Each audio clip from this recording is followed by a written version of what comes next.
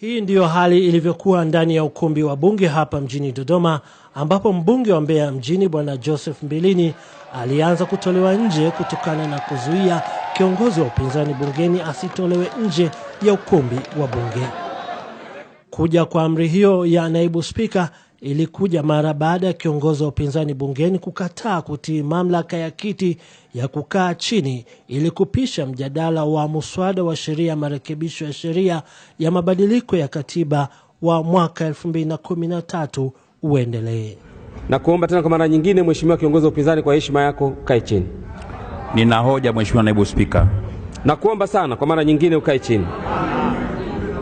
Sasa nawaomba kiongozi wa upinzani atolewe nje ya ukumbi wa bunge. Mara baada ya Bwana Mbowe kutoka nje ya ukumbi wa bunge, tafrani ilihamia nje ya ukumbi huo baina ya wabunge wa upinzani na askari wa bunge waliotekeleza amri ya naibu spika. Unavua hijabu. Wewe nani sasa?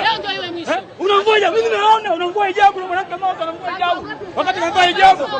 Yule Muislamu kavua hijabu na anavua hijabu. Sio nakusha bwana, anavua hijabu. Msicheze na maisha. Sawa sawa bwana.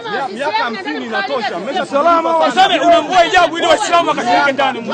Ili wapigane.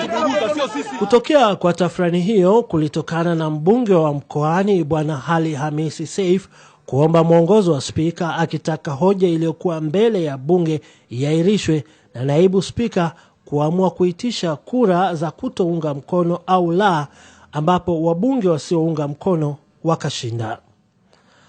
Aidha, kituo hiki kilitaka kufahamu nini hasa kiongozi huyo wa upinzani bungeni alikuwa anataka kusema wakati naibu spika wa bunge alipoamuru akae chini, na mbunge wa Iringa mjini mchungaji Peter Msigwa alisema, lakini maneno leo zungumza AG ameyapotosha kwa kiwango kikubwa sana.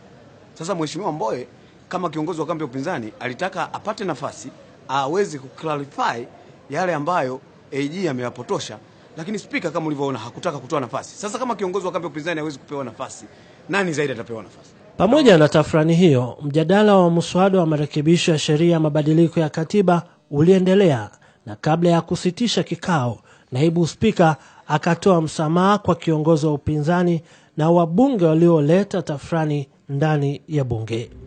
Na yeye kama tulivyosema, nia yetu kila wakati ni kuanza upya. Kiti kinamsamehe, hakuna neno. Kuanzia saa 11 jioni anaweza kaendelea na vikao na wenzake wote. Sababu lengo letu tujenge pamoja, tutengeneze pamoja jambo ambalo ni zuri hapa mbele. Kutoka hapa Dodoma ni Kuringe Mongi.